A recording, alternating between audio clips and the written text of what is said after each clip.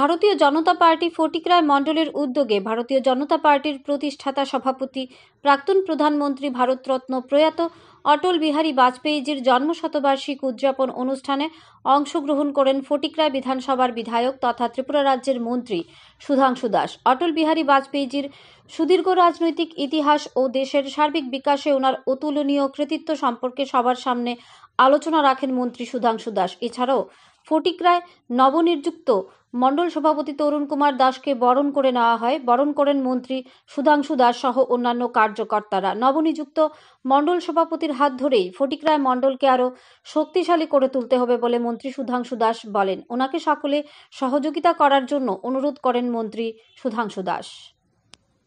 Bureau report RE Dharmanagar. Morarji Desai প্রধানমন্ত্রী থাকাকালীন সময় যে সমস্ত অন্যান্য রাজনৈতিক দল সেই সরকারের সহযোগী ছিল, মণিপুরের বিভিন্ন সোশ্যালিস্ট পার্টি, ডেমোক্রেটিক পার্টি, এরকম অনেকগুলি রাজনৈতিক দল নিয়ে সেই সরকার গঠিত হয়। সেই সময় কিছু কিছু নেতৃত্বরা, সেই সরকারের মন্ত্রীরা আওয়াজ তুলতে শুরু করলেন যে অটল বিহারী বাজপেয়ী এবং এল.কে আডবাণী যে দুজন মন্ত্রী আছে আপনার ক্যাবিনেটে, এই দুজন মন্ত্রী তারা ডুয়াল মেম্বারশিপ নিচ্ছে। ডুয়াল মেম্বারশিপ মানে কি? দৌড়া নাগরিকত্ব। মানে কি একদিকে তারা ভারতীয় জনসংঘের প্রার্থী, অপরদিকে তারা জনতা পার্টিরও আবার সরকারের একজন মন্ত্রী। তবে দুইটা রাজনৈতিক দলের মেম্বার এক ব্যক্তি কি করে? এটা হবে না। অতএব অটল বিহারী বাজপেয়ী এবং এল.কে আডবাণীজিকে হয় ভারতীয় জনসংঘে থাকতে হবে অথবা জনতা পার্টিতে থাকতে হবে। অর্থাৎ মোরারজি দেশাই সেই সময় যে পার্টি তৈরি হওয়া ছিল কংগ্রেসের। অটল বিহারী বাজপেয়ী কি বলেন?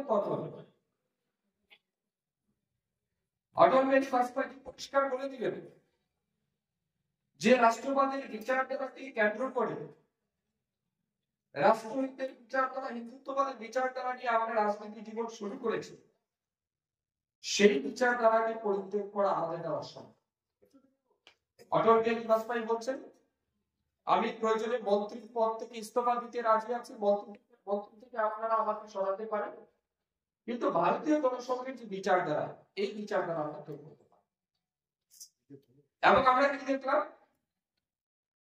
1979 সালে অটল বিহারী বাজপেয়ী সেই জনতা পার্টির সরকার থেকে ওনারা বেরিয়ে আসে, পদত্যাগ করে ওনারা বেরিয়ে আসলেন। কেন? বিচারধারাকে কম্প্রোমাইজ তিনি করেন। এই ইতিহাসটা আপনাদের সবাইকে জানতে হবে এবং সেটা অনুভব করতে হবে।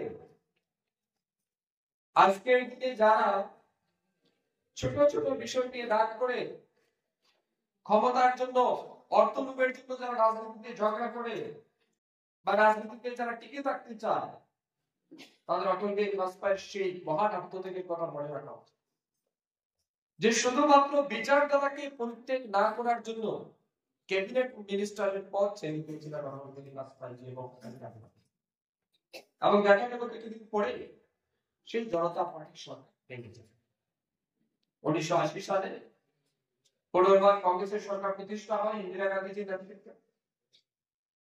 তখন অটল বিহারী বাজপেয়ী অনুরোধ করলেন যে ভারতীয় জনসংঘ মূল যে বিচারধারা, এই ভারতীয় জনসংঘে যেহেতু জনতা পার্টিতে মার্চ হয়েছিল 1977 এবং যে সমস্ত কার্যকর্তারা সেই পার্টিতে গেছিল সবাই কিন্তু আবার ভারতীয় জনসংঘে ফিরে আসে।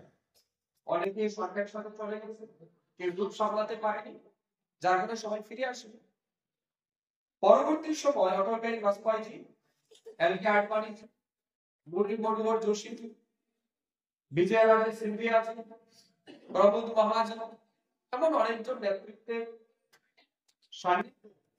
অটলজি চিন্তা করলেন যে আমাদের একটা বৃহত্তর স্বার্থে রাজনৈতিক দল প্রতিষ্ঠা করা উচিত, যে রাজনৈতিক দল এই পঞ্চনিষ্ঠা নীতি, শ্যামা প্রসাদ মুখার্জি, পণ্ডিত দীনদয়াল উপাধ্যায় এবং হিন্দুত্ববাদের যে বিচারধারা, এই বিচারধারা নিয়ে দেশব্যাপী রাজনীতি করবে তার জন্য 1980 সালের 6 এপ্রিল মোবাইল ফোন সাইলেন্ট করে দিয়ে সবাই জানতে মোবাইল ফোন বাজছে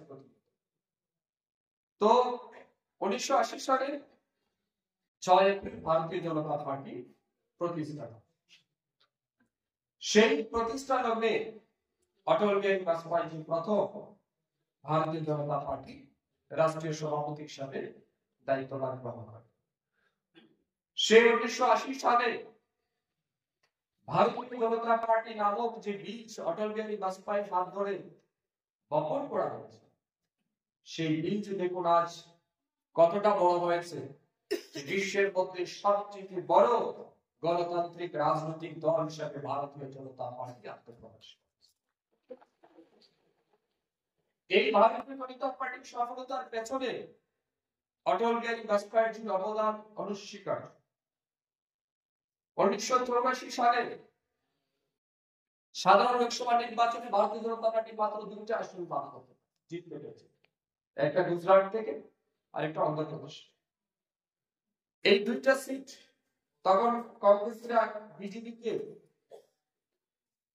অপমান করে বলতো, ক্রিটিসিজম করতো, হাম দো হামারে দো, অর্থাৎ ভেতরে 2জন বাইরে 2জন, বাইরে একটা আডবাণী জুলি আর ভেতরে 2জন সাংসদ, একজন রেড্ডি জি একজন প্যাটেল জি, একে প্যাটেল। আমরা